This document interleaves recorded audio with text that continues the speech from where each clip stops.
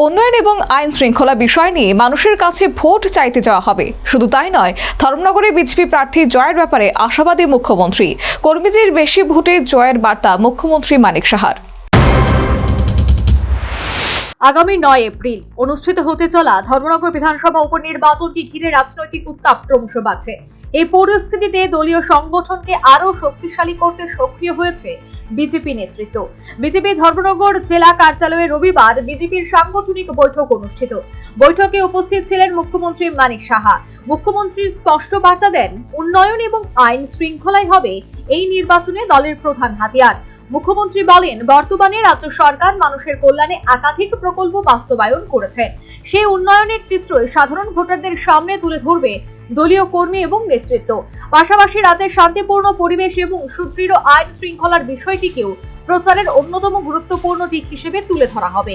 তিনি আরো জানান, ধর্মনগরে কেন্দ্রের বিজেপি প্রার্থী জহর চক্রবর্তী আগের নির্বাচনের তুলনায় আরো বেশি ভোটের ব্যবধানে জয়ী হবেন বলে তিনি দৃঢ়তা প্রকাশ করেন। পার্টি অফিসে যে কারণে আমরা এসেছি, সাংগঠনিকভাবে আমরা কিভাবে আমরা নির্বাচন আমরা লড়াই করব।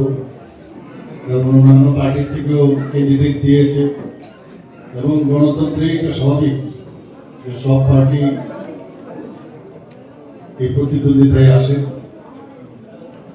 কিন্তু আমরা নিশ্চিত যে আগামী দিন এই ধর্মনগর যে কেন্দ্র, সেটা থেকে আমাদের